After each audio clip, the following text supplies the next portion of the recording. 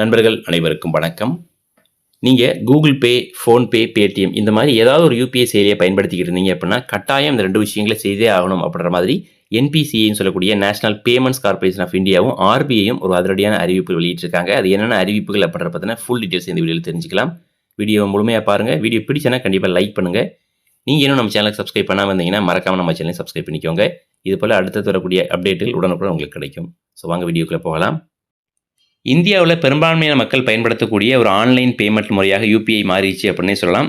UPI அப்படின்றது நமக்கு தெரியுதோ இல்லையோ, ஆனால் கூகுள் பே, ஃபோன்பே, பேடிஎம் இந்த மாதிரியான வார்த்தைகள்லாம் யூபிஐ அப்படின்றத விட அதிகமாக பிரபலம். ஏன்னா வந்துட்டு இன்றைக்கி பெட்டி கடைகளில் தொடங்கி பெரிய பெரிய நகர்ப்புறங்களில் இருக்கக்கூடிய பெரிய பெரிய மால்கள் வரைக்குமே வந்துட்டு இந்த யூபிஐ செயல்பாடு அதிகரிச்சிருக்கு.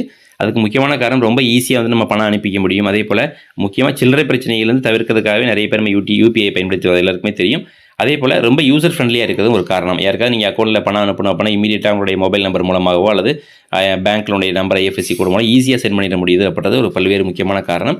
ஸோ யூபிஐ செயல்பாடு எந்த அளவுக்கு பிரபலமாக தொடங்குச்சோ அதே அளவில் யூபிஐக்கான மோசடிகளும் தொடங்க ஆரம்பிச்சு. சின்ன சின்ன மோசடிகளை தொடங்கி தற்பொழுது மிகப்பெரிய அளவிலான மோசடிகள் வரைக்கும் யூபிஐ மூலமாக இந்த மோசடிக்காரர்கள் செஞ்சுட்டு வர்றாங்க. ஸோ இது தொடர்பான 2 முக்கியமான அறிவிப்புகள் தான் நேஷனல் பேமெண்ட்ஸ் கார்பரேஷன் சொல்லக்கூடிய என்பிசிஐயும் அதே போல் ஆர்பிஐயும் மக்களுக்கு வெளியிட்டிருக்காங்க. ஸோ நீங்கள் இந்த ஏதோ ஒரு யூபிஐ பயன்படுத்தினாலும் சரி, எந்த ஒரு யூபிஐ பயன்படுத்திக்கிறதாலும் கண்டிப்பாக இந்த 2 விஷயங்களை கவனிக்க மறக்காதீங்க.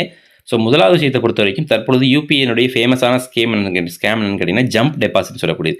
ஜம்ப் டெபாசிட் அப்படின்னா என்ன? ரொம்ப சிம்பிள். அதாவது சம்மந்தமில்லாத ஒரு நபர் உங்களுடைய அக்கௌண்ட்டுக்கு ஒரு பணத்தை கிரெடிட் பண்ணுவார்.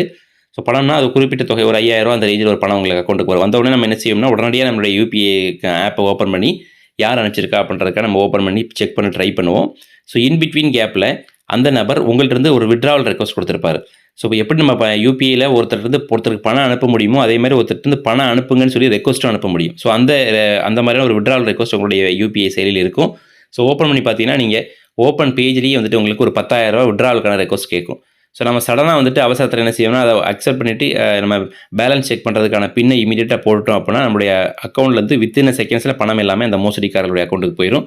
ஸோ அதுக்கப்புறமா வந்துட்டு இது நமக்கு ஒரு மிகப்பெரிய அளவில் வந்துட்டு ஒரு லாஸ் ஆயிரும். அதை நம்ம திரும்ப அந்த பணத்தை ரெக்கவர் பண்ணுறது வந்து அவ்வளோ எளிமையான காரியம் கிடையாது. சரிங்களா? இது ஒரு வகையானது.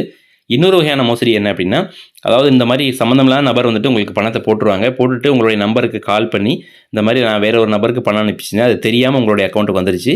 ஸோ நான் அதனால் உங்களுக்கு ஒன்று என்னுடைய அதே நம்பருக்கு அக்கௌண்ட்டை சென்ட் பண்ணிடுங்க, பணத்தை சென்ட் பண்ணிடுங்க. அப்படி இல்லைன்னா நான் உங்களுக்கு விட்ராவல் ரெக்வஸ்ட் கொடுக்குறேன், தயவுசெய்து அதில் நீங்கள் பணத்தை வந்துட்டு அக்செப்ட் பண்ணி பணத்தை போட்டுருங்க அப்படின்ற மாதிரி பண்ணுவாங்க. ஸோ இதன் மூலமாக நம்ம வந்துட்டு என்ன செய்வோம்னா ஒரு நம்பிக்கை, அவங்க ரொம்ப பரிதாபமாகவும் பேசுவாங்க. சார் தயவுசெய்து எனக்கு இந்த மாதிரி ஒரு அவசர தேவைக்கு அனுப்பிட்டு பணம் வந்துட்டு உங்களுக்கு நான் போட்டுட்டேன் அந்த மாதிரி பேசும்போது நம்ம என்ன செய்வோம்னா, சரி பாவம் யாருடைய பணமும் நமக்கு தேவையில்லை அப்படின்ற மாதிரி என்ன செய்வோம்னா அவங்களுக்கு திரும்ப அந்த பணத்தை சென்ட் பண்ண முயற்சிப்போம். ஸோ இந்த இடத்துல தான் ஸ்கேமே தொடங்குது. அதாவது நீங்கள் அப்படி அனுப்ப தொடங்க இந்த பணத்தின் மூலமாக வந்துட்டு உங்களுடைய அனைத்து விதமான தகவலையும் திருடி உங்கள் அக்கௌண்ட்டில் இருக்கக்கூடிய பணத்தையும் அவங்க திருடுறதுக்கான வாய்ப்புகள் இருக்குது. ஸோ தயவுசெய்து அப்படி யாராவது தெரியாத நபர்கள் பணம் அனுப்பிட்டு அங்கே நேரடியாக தொடர்பு கொண்டாலும் கூட நீங்கள் எந்த இடத்துல இருக்கீங்க, சம்மந்தப்பட்ட இடத்துக்கு நீங்கள் வாங்க, அல்லது வந்துட்டு வெளியூர் இருக்கிறேன்னு சொன்னால் அங்கே எனக்கு தெரிந்த ஒரு நபர் இருக்கிறார், நான் அவர் மூலமாக பணத்தை கொடுக்குறேன் அந்த மாதிரி சொல்லி நீங்கள் அந்த ஸ்கேம்லேருந்து தப்பிக்க தான் முயற்சி பண்ணணுமே தவிர நீங்கள் பாவம் பார்த்தீங்க அப்படின்னா நாளைக்கு உங்களுடைய பணம் போகிறதுக்கான வாய்ப்புகள் இருக்குது. சரிங்களா? ஸோ இந்த 2 அறிவிப்புகள் என்பிசிஐ மூலமாக வெளியிட்டிருக்கேன். சரிங்க, அப்படி ஏதோ தெரிந்தோ தெரியாமலும் நான் வந்து பணத்தை கொடுத்துட்டேன் அப்படின்னா என்ன செய்யுது அப்படின்னு கேட்டிங்கன்னா ரொம்ப சிம்பிள். அதுக்கும் வந்து ஒரு வழி சொல்லியிருக்காங்க. அதாவது 1930 சொல்லக்கூடிய ஒரு ஹெல்ப்லைன் நம்பர் இருக்குது. அந்த ஹெல்ப்லைன் நம்பரை தொடர்பு கொண்டும் நீங்கள் தெரிவிக்கலாம். ஆனால் ஹெல்ப்லைன் நம்பர் அப்படின்னா உடனே நம்ம ஃபோன் பண்ணி சொன்னால் உடனே பணம் வந்துடுமான்னு கேட்டால் அது பெரிய கேள்விக்குறி தான். அது மட்டும் இல்லாமல் நீங்கள் அந்த பணம் மிஸ் ஆன உடனடியாக தகவல் தெரிவிக்கணும். அப்படின்னா தான் அட்லீஸ்ட் அந்த பணத்தை உங்களுக்கு பெறதுக்கான வாய்ப்புகளாக இருக்கும். ஆனால் உடனடியாக கிடைக்குமான்றால் அது பெரிய கேள்விக்குறி. ஸோ தயவுசெய்து இந்த மாதிரியான ஸ்கேம்லேருந்து தப்பிக்கணும்னா நீங்கள் அலர்ட்டாக இருக்க வேண்டியது அவசியம்.